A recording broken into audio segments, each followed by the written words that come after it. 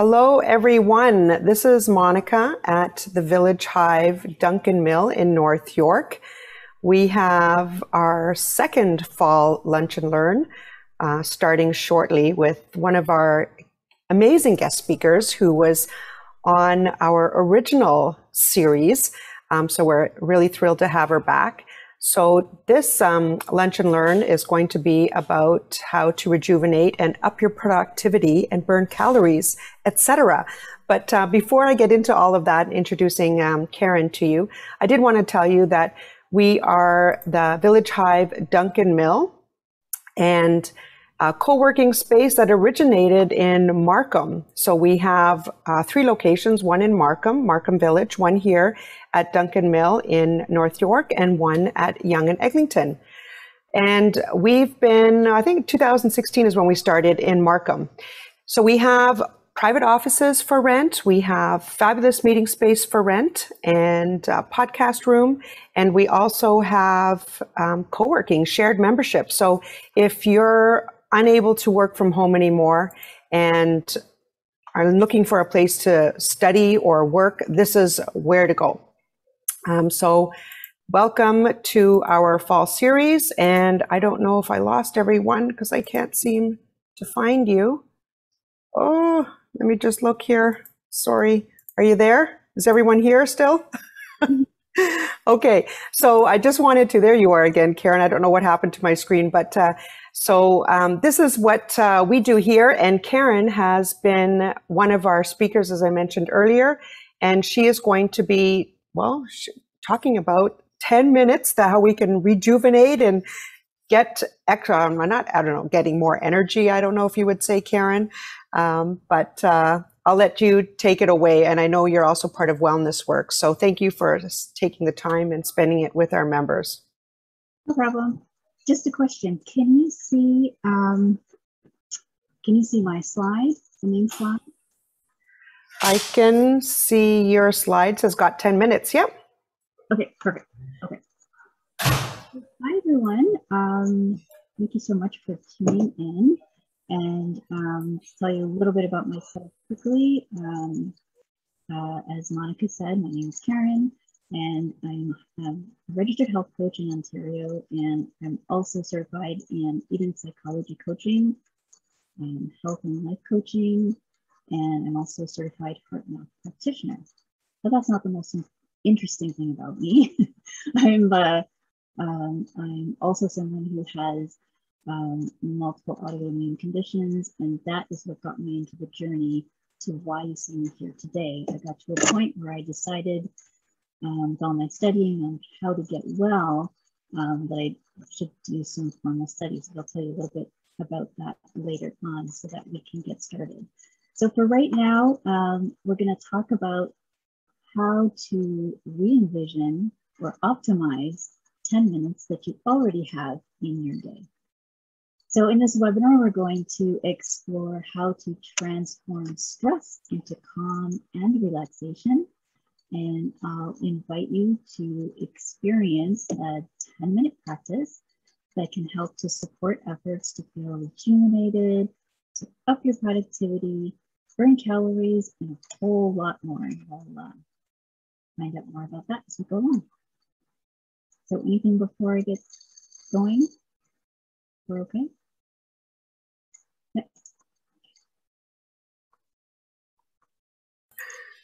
I had my mute on, sorry. Yes, go ahead. Oh, it's okay, I saw your lips moving. All right. So the journey that we're going to go through in the next 45 minutes or so is to look at what is stress, how does stress affect the body, how does stress affect the body, what can we do about it. We're going to have some practice time, and then we'll have time for wrap up and questions. And if it's okay with everyone, I have an invitation for you at the end. Right, cool. So if you're anything like me, I don't know if you've had a point where you were either so frustrated or so overwhelmed that you just didn't know what to do. So for me, that happened with eating. I got to a point where I didn't know what to eat anymore. I had gained some weight on a family cruise, couldn't lose it. And after that, I started having uncontrollable bloating and cramping no matter what I ate. I experimented with different things. I went to different doctors. They suggested pills and all different types of things. But what I was frustrated with was that no one could tell me why this was happening or basically what to eat. So long story short, after some investigation, I found a naturopath, I found a nutritionist, I found out I was gluten sensitive, so I was able to find foods that I could eat, which was great. Things were going great, but the weight was not coming off. So something was still wrong. So I did some deeper investigation and I found some new practices, one of which I'm going to share with you today. And through all of that investigation and that story, I came to the conclusion that changing how you manage your response to stress is the most effective way to transform stress into calm. Because in fact, it was all about balance in the end and managing emotions to stress. When I started to do that, the anxiety of going to doctor's appointments and things like that was when things really started to change for me. My weight started to come down, my energy started to come up, and I started to feel so much better than I had ever done before. So what is stress? So I was going to ask all of you, anyone who's here, how would you define stress? You can put it in the chat if you like, or just unmute yourself. Now that I know where the unmute button is, to me, I find that there's a good stress because that, gets you excited and gets you motivated stuff. And then there's the bad stress, basically worrying about things you can't control. So I find sometimes I can get stressed as well if I'm overwhelmed with a lot of different projects in day-to-day life, everything. So I usually have to take a step back and write it down so that my brain can logically go from one thing to the other without having like a disaster between my ears. All the other stuff going on. Yeah, absolutely. So it can just be all the things that we do. Actually, I just came across some research recently that they found one of the things that cause people the most stress is something they call context switching, which is very close to multitasking in that you're switching context and doing different things, right? And every time you do that, I believe it's 20 minutes, it is about 20 minutes every time that happens. So thank you for sharing that. So here's a couple of definitions of stress. One is the body's response to any real or imagined threat. So that's kind of a classic textbook definition. I looked up on Google, and another definition was a state of mental or emotional strain or tension resulting from adverse or very demanding circumstances. Another definition from the National Institute of Mental Health is stress is how the brain and body respond to any demand. And another one here, this one's from HeartMath. They define it as the body and mind's response in any pressure that disrupts the normal balance. So stress occurs when our perceptions of events don't meet our expectations and we don't manage our reactions to the disappointment. So taking a look at these definitions, we can actually come up with another perspective about stress. One being that stress is not the situation. If you notice with all of the definitions, it was all about the body's response to something and not necessarily a particular situation. So stress is not the situation then, but rather how we react to it. And that's what this is really what we're going to be talking about. So let's talk about stress. How do you typically react to stress? So just prepared some simple answers to get things going.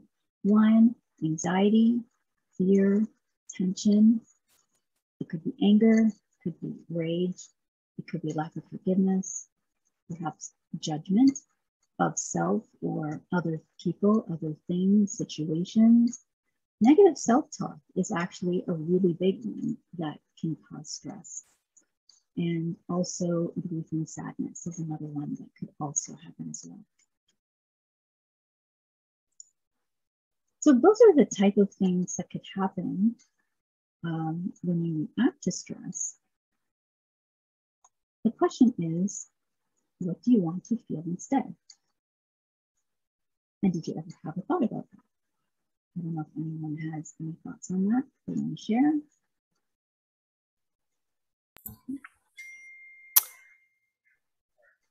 Go ahead. Oh, okay. If you just want to swipe back to that last one, I was trying to do it on my laptop, but realizing you're in control. What was that last slide? You were talking about, well, on this one here, you were talking about a positive stress. And that's what I'd rather see more of versus the discombobulated one in my head. Yeah, exactly. Because it's like, oh, it's not lost. You know, stress gets a bad rap because it's known as the silent killer, mostly because of the things that are happening in our body that we don't necessarily recognize that's happening internally. Of course, we notice all the things that are happening externally to our bodies. But, you know, that's the symptoms, the headaches. Maybe it's cramping, maybe it's migraines. It could be eating more than you're used to, anything of that nature. But with eustress, it's kind of the opposite, the other side of stress. Scientists call it a positive stress. And it's something that motivates you to achieve a goal, something that, you know, Monica mentioned that right at the beginning.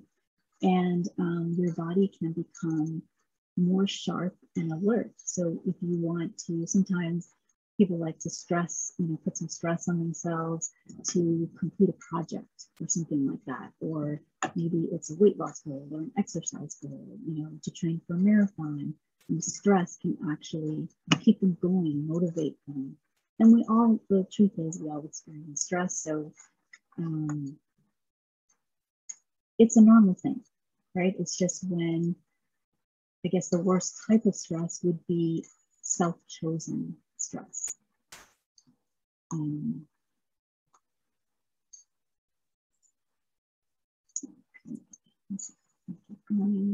Okay, so how does stress affect the body? So there are 2 key systems that I found that kind of affect stress in the body. One being the autonomic nervous system, and the hormonal system. So the autonomic nervous system, it's a bit of a tongue twister. It's part of the central nervous system, and it has 2 parts. There's the sympathetic nervous system and the parasympathetic nervous system. And when they're in balance is when they're kind of in a relaxed state, kind of opposite to the stress state. And then there's the hormonal system, and the hormonal system has to do with all of the hormones that fire when we get stressed. And let's move forward and take a closer look at that. Okay, so the autonomic nervous system, so the stress response and the relaxation response cannot operate at the same time. When the stress response is on, the relaxation response is off. And when the stress response is off, I'm losing, hang on a second, guys. I lost something there. There we go. And so when the stress response is off, the relaxation response is on. So they can't exist at the same time. So you kind of have to choose which one to do. So the sympathetic nervous system, that's your stress response. It's also known as the stress response. And it starts immediately the moment the brain perceives any stress. And it's designed to last only about 2 to 4 minutes. Because really, if we think back to our hunter-gatherer past, if we're being chased by something, I guess the knowledge behind that would have been in 2 to 4 minutes, either one of two things would happen, right? It'd either catch you and eat you or you'd get away. But the thing is, today we more have chronic day in, day out stress. So it's not the animals chasing us or that sort of thing. It's the deadlines, it's the multiple projects, it's the getting stuck in traffic. Those are the things that are triggering our stress. And the thing about it is the effects on our body happen immediately. So we start to generate stress chemicals in our body. It tells the body to store weight, store fat, and not build muscle, because really we're in survival mode. And if we're in survival mode, we really don't need to be eating our lunch. Everything, all of our blood flow is being directed out to our extremities so that we can, think clearer, see sharper, hear better, all of those things.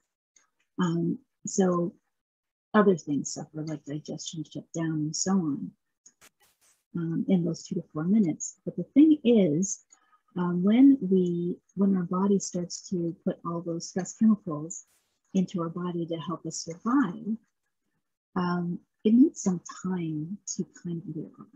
If you think of like aspirins or something like that, they'll tell you take one every 4 hours. So it's that 4-hour period where there's the downtime. And what's happening with us today is that we're going from one to the next, to the next, to the next, but we're not having that downtime. So for example, one of the stress hormones, cortisol, goes up instantly. And cortisol is usually a good thing in balance. It helps to support our health and well-being. But when we're in the stress state, it's elevated. And one of the dangers is that it could stay elevated. And if we're going from one stress to the next stress to the next stress, what could end up happening is that the body says, hey, okay, so maybe this is normal. This is my normal way to operate, and it will stay elevated. And the problem with it staying elevated is now we're not ever really going to get back into balance. And the longer it stays like that, we're going to get into symptoms and other type of health challenges. And the other thing with the stress response is that it can actually override any positive healing strategy that we try to do. And it's doing that with logic.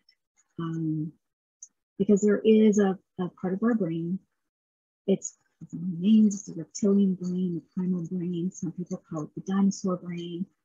When I was going through health coaching, we used to call it critter brain. So there's all these different names for it. And basically what it is that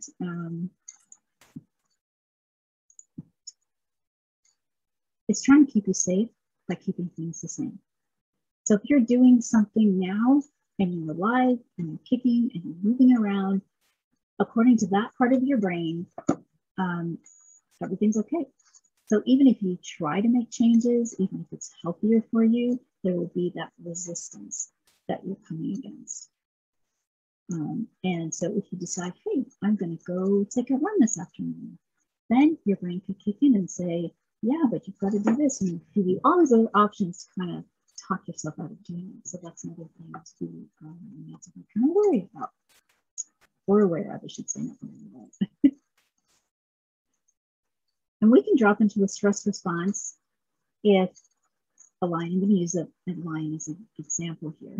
So if a lion is chasing you, you can drop into the stress response, thinking back to hunter-gatherer days, or if you're stuck in traffic, or if you have a deadline coming up. If you think about the lion chasing you, you're thinking about that deadline coming up. Imagine that the lion is chasing you. All this to say that your brain can't really tell the difference if it's actually happening to you. That's why in the definition, it was saying a real or imagined threat. And it has the same reactions in your body. And also we can drop into a stress response if you make a negative comment to yourself.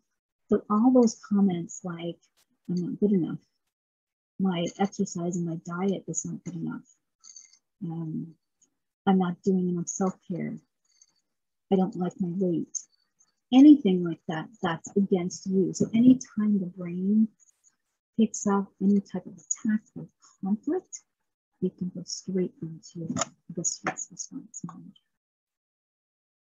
So the flip side of that is the parasympathetic nervous system, also known as the relaxation response. And it's the total opposite of the flip side of the stress response. And it's the optimal state for healing, maintenance and repair of body tissues, also in terms of digestion, absorption, assimilation, and calorie burning of our foods. It's also the optimal state for that. So actually the body can't really heal unless we get into a state of relaxation. So it's so important to have those moments of self-care and to get into a state of relaxation. So what are some of the stress effects on resilience or resilience and productivity?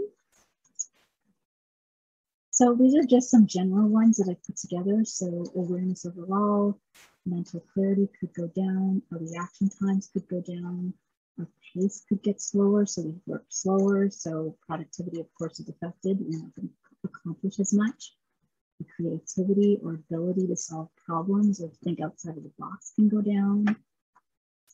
And what can go up is things like brain fog, or impatience, irritability, probability of making mistakes, being moody, vision issues. I put blurred there. You know, if you're really stressed out, really tired, sometimes you're just looking at the screen and things just kind of blur over.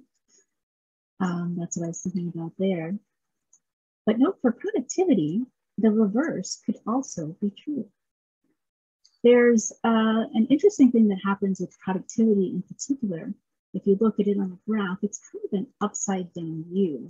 Whereas because of the effects of eustress, there's a point where stress is good. It gets you going, it gets you working on the project, but then when it gets to be too much, then things start to decline and come down on the other side. So it's a really kind of interesting thing that happens. If we think about stress effects on calorie burning and metabolism, we have the same kind of up and down kind of things that can happen. So blood flow can go down. So we have 4 times less absorption when it comes to our food. Enzyme activity, so those enzymes that will break down our food, there's less of that. Less growth in thyroid hormone are produced. Our oxygen uptake is decreased, as well as our ability to burn calories also goes down. What can go up is, as I mentioned earlier, insulin, cortisol, things like adrenaline, noradrenaline can also go up. Our inflammation can go up. Oxidative stress can go up. And that's when the balance is off between like the free radicals that we can get from the environment and things like that, and the antioxidant side of that. But the thing is, there's more. This is just to start. There's so much more that can be happening in terms of calorie burning and metabolism.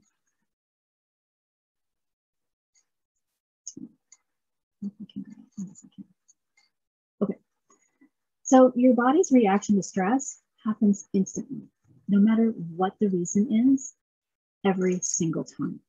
So whether it's just you have a justified reason for being really upset or not, the same thing's going to happen. So it's almost like, so what do? We need to find a way to manage how we react to stress, rather than just letting ourselves go into a full-blown stress response. So what can we do about it? I came up with a little acronym as I was thinking about this and putting this presentation together. And it's basically ACT, or ACT. So that is to acknowledge where we are. What's the situation? What's our stress? Am I stressed? I heard this a while ago and it always stuck with me. It's the whole idea of you can't lose a penny if you don't have a penny. So you got to recognize or acknowledge that, hey, I have this penny, or I had a penny, before you could lose it or make any changes to it. Next will be to choose. make a decision to decide, how am I going to respond? Because that's the really cool thing about the practice we're going to do today, is it helps us to focus on the choice. We have the choice to make a difference. We have the choice to change our situation. We have a choice on how we respond and how we want to feel. And T is for take action. And that's really about committing to making that same choice to be more relaxed and less stressed every single time. It's like a practice. You know, we can do it once or twice, but it's the consistency of making that choice over and over again that really makes a big difference for us.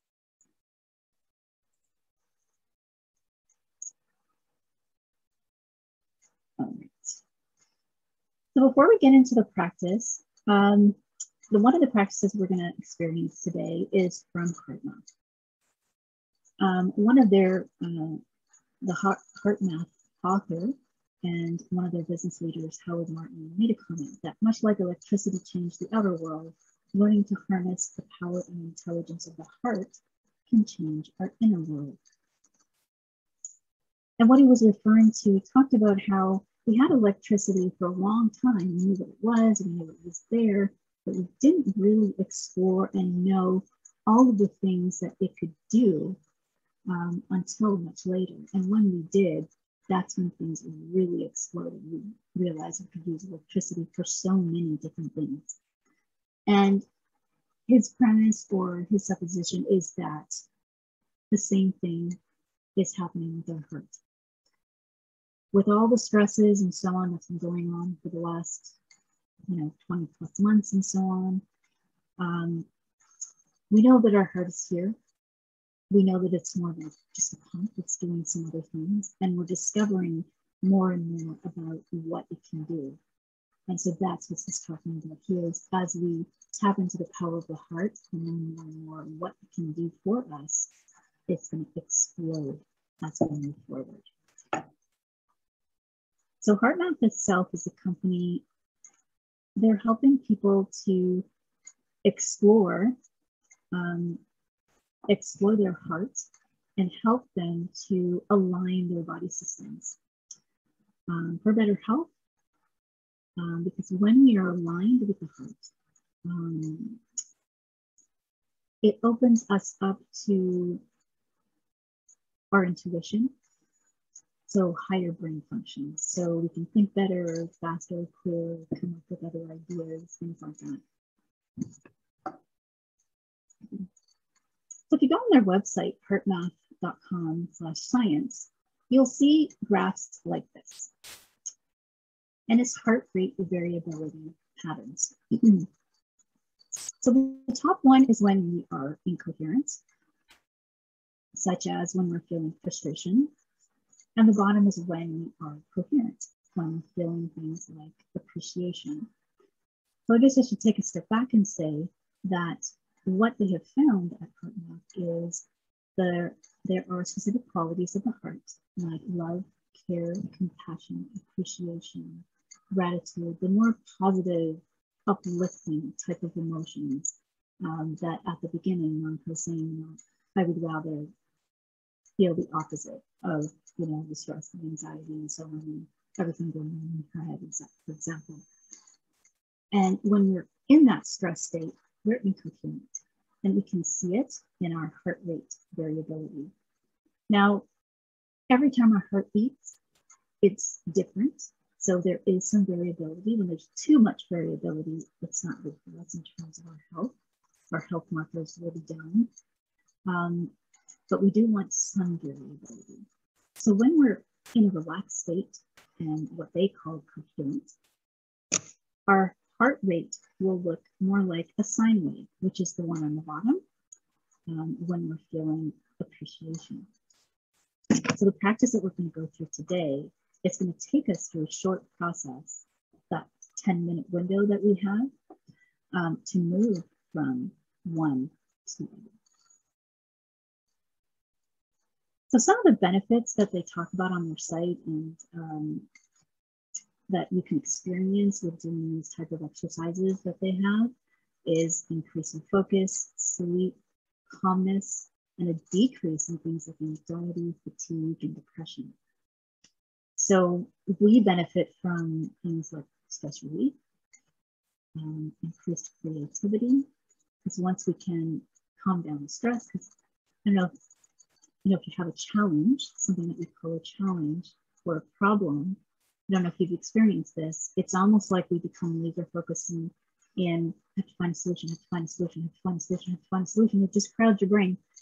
And sometimes you can't actually get a solution because you're still stuck on that. So that opens us up to creativity, problem solving, and that it's like a ripple effect. So it'll increase our productivity. We'll start to work faster. We'll have more energy. It's not stuck in that loop. We'll be feeling more uplifting feelings. Our communication with others will improve. So that's going to affect not just work, but also at home, our communication, our relationships with others, and also our decision making, because that's something also that can be impaired when we're stressed out. When we're stressed out, sometimes it can be impulsive, not thinking through, or we get stuck completely and just can't make a decision. So it could be one or the other. So before we get into it though, I wanted to do a quick little exercise. And I'm going to ask you to think of a time when you had a really great experience, a good day, a great time. Excuse me. And can you name some of the emotions or feelings that you felt? Of course, you can mute or type, but I can start off here with some. Something coming here. Relaxed and present. Yes, absolutely. Joyful. Definitely. Yes, thank you.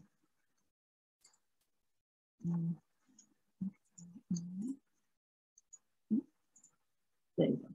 So I put some in to add to that. You guys already alluded to some of that. Happiness, love, compassion, uses of joy, presence, appreciation, gratitude, care. So these are all in line with qualities of the heart, more uplifting feelings. So if you can really think of a time when you had that really good experience and think of some of the emotions and the feelings that you felt, and just keep that in mind as we go forward. Okay. So practice time. So we're going to be tapping into the power of the heart. And what this, so I guess the overall goal, if you would say, is to get into what HeartMath calls a state of coherence, which is also the same but different to being in a relaxation response, in the sense that relaxation doesn't necessarily mean that you're lying in a hammock somewhere, or you're in the spa getting a treatment and all of your work in your day-to-day has to stop. What this is about is getting the systems of the body aligned, because once we are coherent and we tap into the power of the heart, our breathing pace kind of matches what the heart does, and that's what brings everything all together.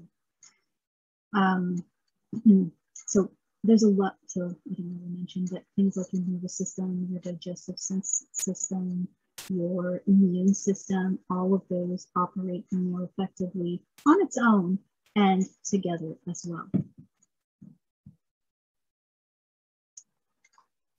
Okay, so before we start, I'm going to ask you, on a scale of 1 to 10, what is your stress level? Totally relaxed and calm at the 0 end, and 10 would be stressed to the max. And I think we have a poll.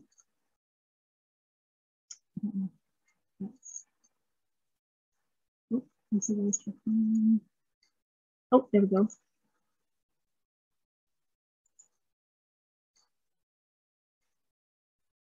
Can you unmute yourself, Lisa?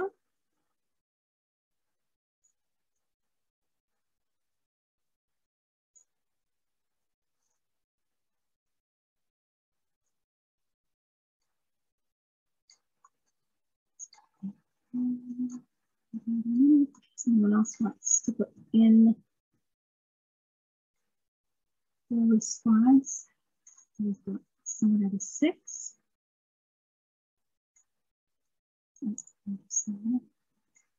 Oh, it's in the chat. Okay. So I think that is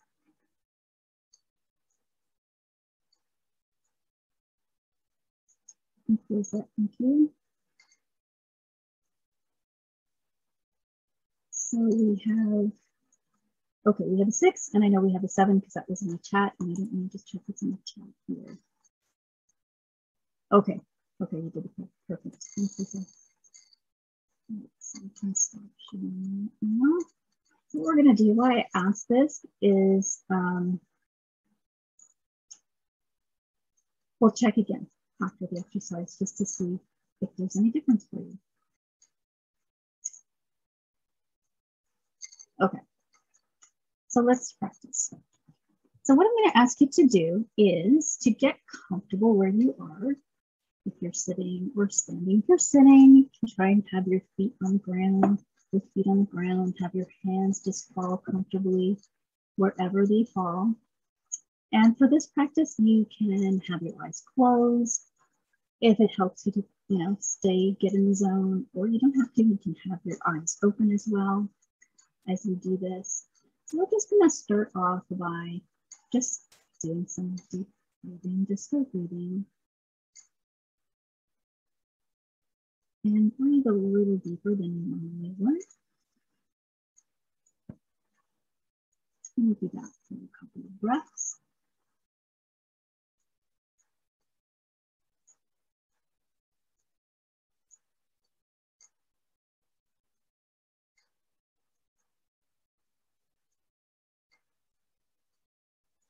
So as you're breathing in through the nose, out through the nose, get into a rhythm, a suggested rhythm to get into coherence and get all the body systems aligned is to breathe in for a count of 5 and breathe out for a count of 5. If 5 is too much, you can slow it down to 4 or 3, whatever feels most comfortable for you. So just do that right now for a few breaths. Just in, out, in.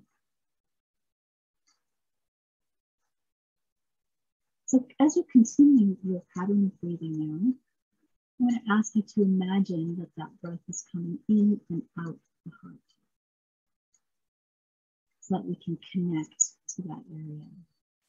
If it helps, you can always put your hand or 2 hands on your heart as you breathe. It's just to get yourself out of your head and into your heart. So we're breathing through the heart. Imagine the breath is coming from the heart as we breathe in and breathe out. This is called heart focused breathing. It's really take some time here just to really connect and feel that connection.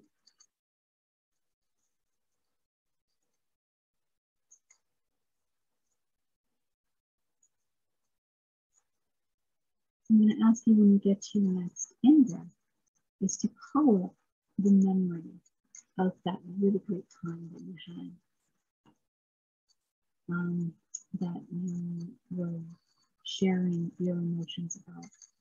And it could be anything really. It could be a situation like a party, it could be a person, it could be a pet, a loved one, a hobby, a special memory that brings any feeling of any of the characteristics of the heart. Love, care, compassion, joy, presence, relaxation. So you're still continuing your rhythmic breathing as you do that. And now I'm going to ask you not just to watch yourself as a movie in this memory, but to actually feel it with all of your senses. So if the person is there and you're walking along the beach, for example, and you're holding hands, Feel the warmth in your hands. If you gave them a hug, feel the warmth in your body, their body warmth against you.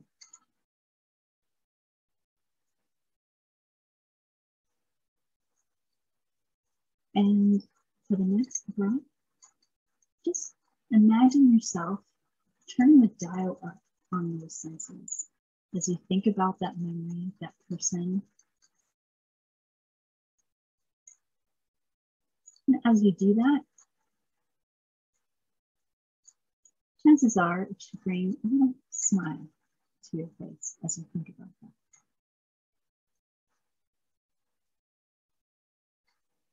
We'll stay with that for just a moment. A happy feeling. If you're having trouble coming up with a memory to focus on, you can think of a color. Any color is fine, whatever color you choose that's happy. It could be yellow, it could be orange, red, green, favorite color. And just imagine that color starting from the top of your head and just trickling down right through your body for all your extremities. And as it comes down, feel the warmth with that color coming up. All the way down. Your torso, your arms, your fingers, your legs, your feet.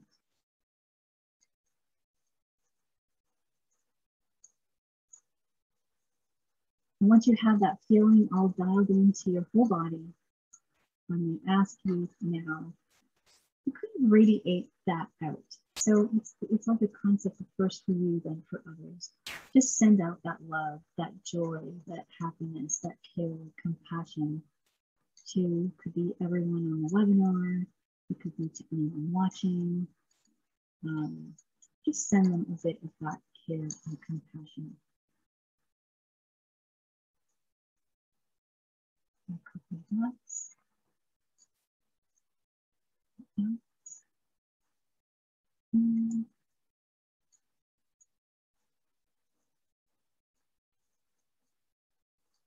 Now I'm going to ask you to gently let go of whoever it is that you're sending out that care, compassion, love, appreciation, gratitude to.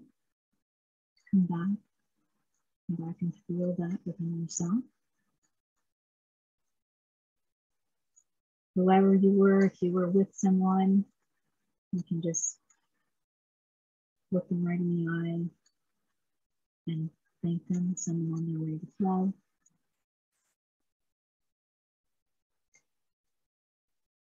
And then come right back to the webinar. To everyone here, if you had your eyes closed, you can open them. Back to your normal breathing. So how is that? How does that feel? Does anyone want to unmute or type in the chat how that felt for them? I think I should listen to this again later and take the time, because sometimes I have a few interruptions, so I apologize. But I really like, listening to your voice and just kind of calming down, calming all the chatter in my head. Mm-hmm. Yes, and that's actually the whole point, is to get out of our head and into our heart, so we can tap into the intuition of our heart. I wanted to bring, I don't know if I can bring it up because I think I minimized it. I wanted to bring the pull back.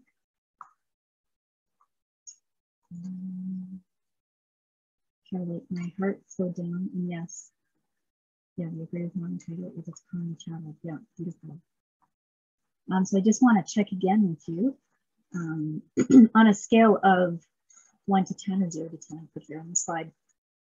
1 being totally relaxed, no stress. 10 being super duper stressed to the max. Has it changed? Wonderful. Just make sure I can see the chat.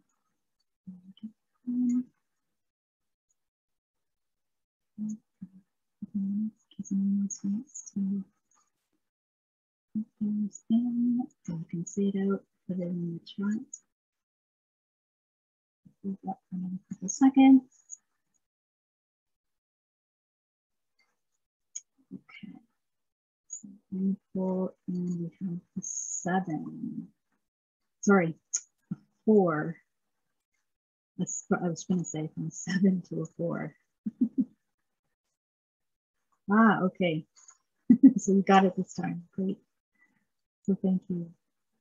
So it seems like the one in the poll, and I guess you can just nod. I know, Charlotte, you can't unmute. Did it go down for you from before? Okay, that's nice. Okay, perfect. Right. So that was just about or just under 10 minutes, that exercise. So you can really do this anywhere, but it is practical because you may be thinking to yourself, well, how practical is this? I can't just stop my day and do this for 10 minutes. Maybe I can, maybe not. So how can I use this practice? So I just put down some ideas here. When you wake up, for me, that's what I do first thing in the morning when I wake up. That's the first thing I do is some heart-focused breathing and set an intention for the day. I like it because it helps me to feel happy or feel an uplifting feeling, so to speak. Before bed, do I do it more than once per day? I try to do it twice a day. When I wake up, before bed, and sometimes I do it during the day as well. So in the middle of a stressful situation, I would do it. I find myself doing it without even thinking about it now. Before a test, a meeting, a difficult conversation, in the waiting room before a doctor's appointment, when you're driving, when you're eating. And eating is a particularly great one to do because it helps you to add more oxygen to your meal. And oxygen is really the thing that helps us to burn calories faster in some ways. So the point I'm making with this is that this is something you can do on the go, in the heat of the moment, when you're in it, but you can also use it to prepare for something. If you have a difficult conversation, a meeting coming up, you can do this in preparation of. You can do it while you're sitting with people in a conversation. I know that's happened to me. I've done that before, or after a stressful situation. If you've had something stressful or really emotional and you feel yourself kind of not in control or not feeling the way you'd like to be feeling, just dropping into some heart-focused breathing as you move through your day can bring you back to this calm feeling. And the whole point about the practice or keeping the practice going is that eventually what it does is you can reset your old patterns. So if you think about, I'm going to go back to the grass analogy because a lot of people have seen it before.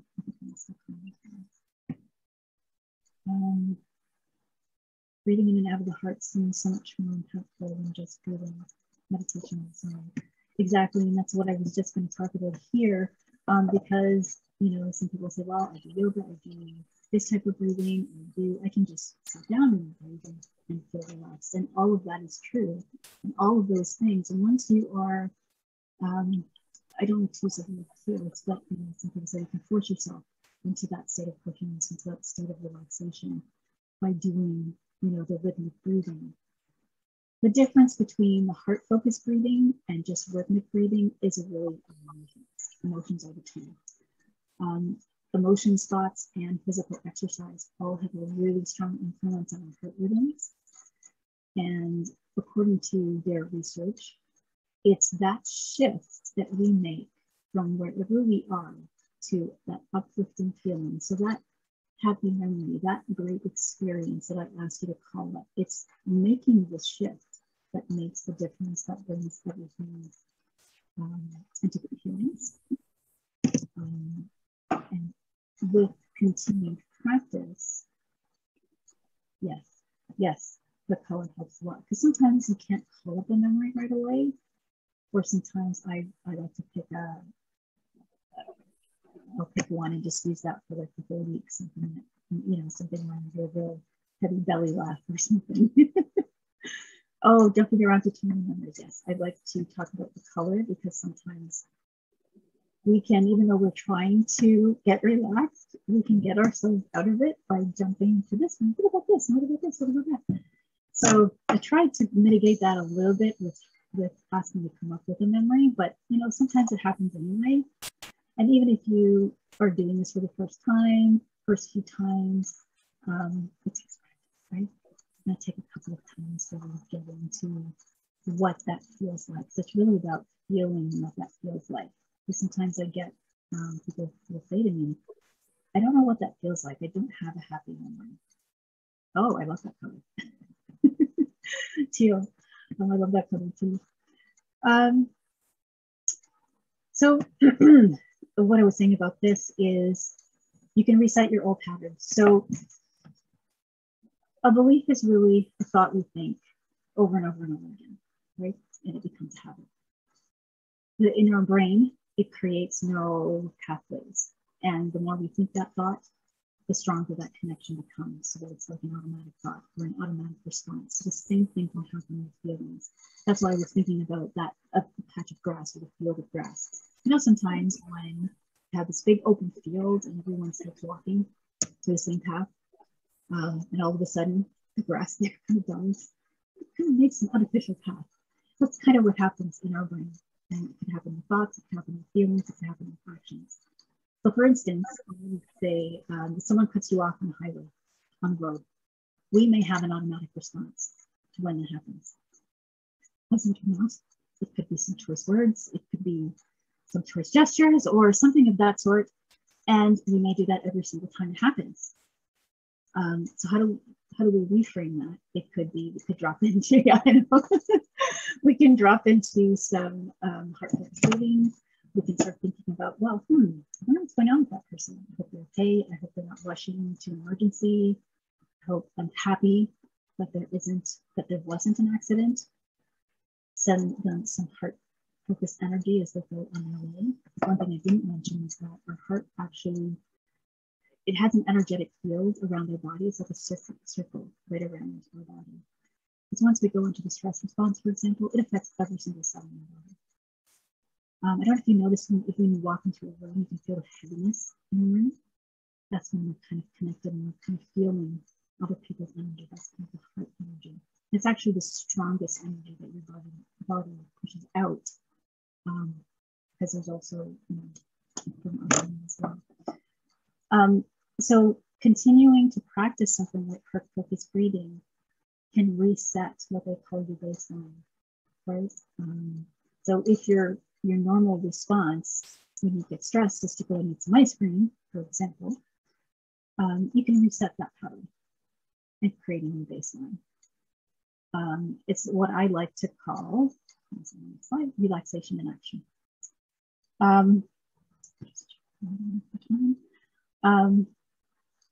So we're relaxed, but we're still moving about our day and we're still getting our things done that we need to get done. Well, so I don't know if you've heard this story. I've been trying to find an actual storybook, but there was a contest where a man was asking to find a peaceful drawing, the most peaceful picture. And they had different submissions. One was the bird in a beautiful environment, very happy, peaceful bird. These were drawings. I couldn't find drawings, so I just used some pictures here, the best ones that I could think of. And the second picture here was someone else's submission. And it really threw people back because they're like, is that peace? Is that really peaceful? And of course, there are different ways that people kind of use this story, but the idea is both birds are peaceful. Even though the bird in the second picture, there's a storm going, there's the wind going back and forth, you can still be calm, right? Because there's so many things that happen around us, to us, that are out of our control. But the good news is we are in control of how we react to stress. And doing something like heart-focused breathing and developing a practice like this gives us that moment of pause to kind of settle ourselves so we can choose what that next response is and pivot. It's not to say that you're never going to get really upset or you're not going to have those kind of reactions, but it's going to help to eventually, the goal, I like to say, this is the goal. I like to think of the goal of it is, when I think about the picture of these two birds, is that both can be peaceful. It's really up to us.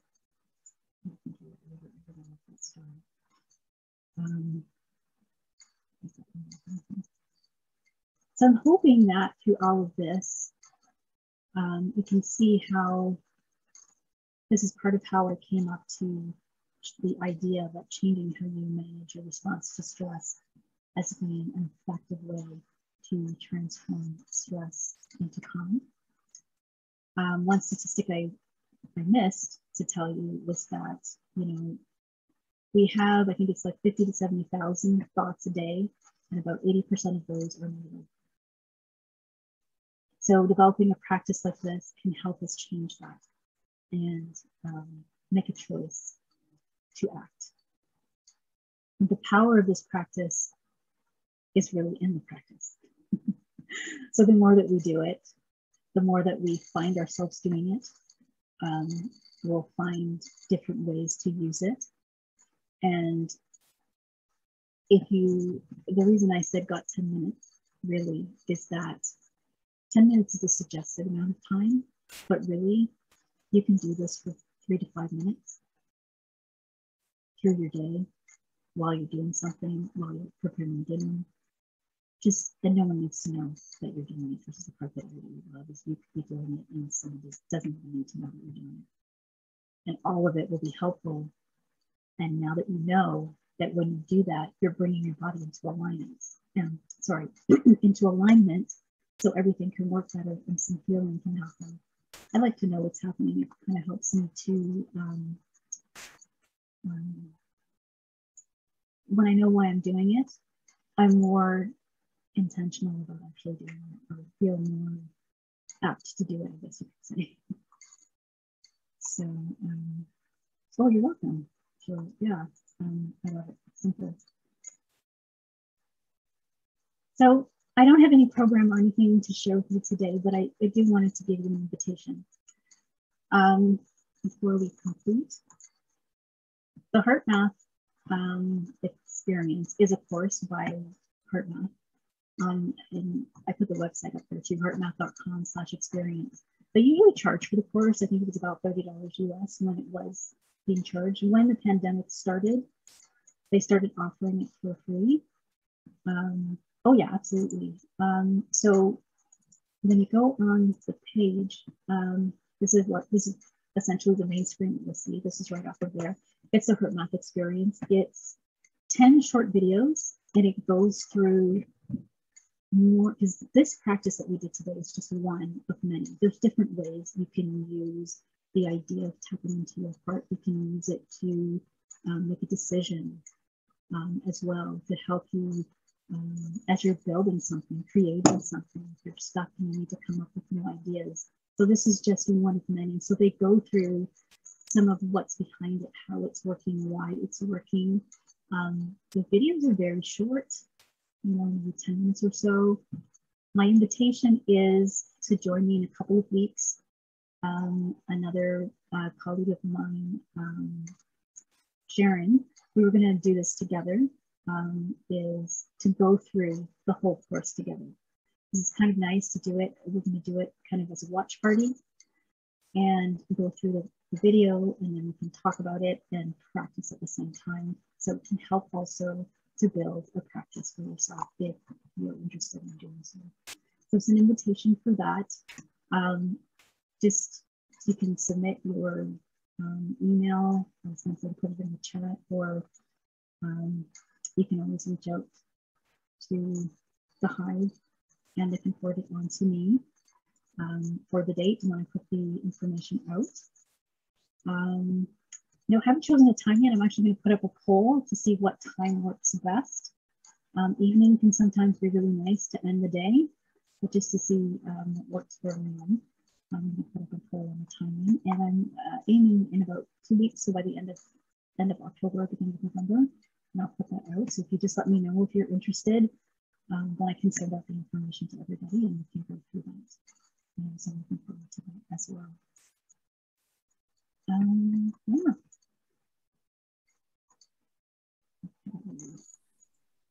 So, Thanks. Oh, go ahead. I was just saying bye because I got to go head to class, but thank you. This was wonderful.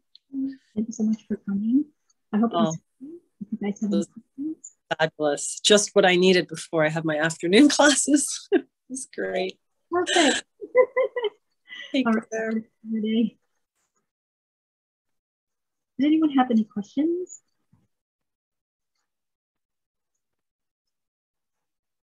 Questions?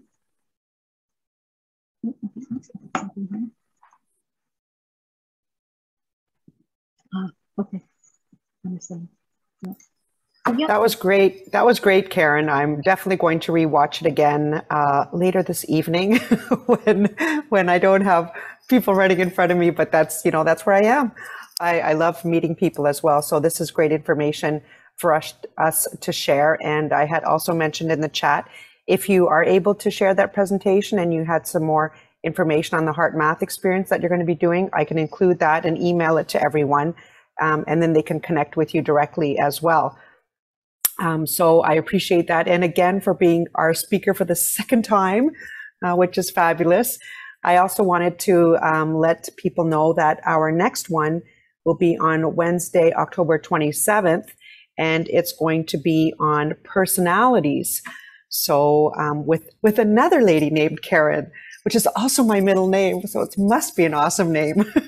But I really appreciate your time to do this. And I know that we had a little tech glitch, but we did record everything on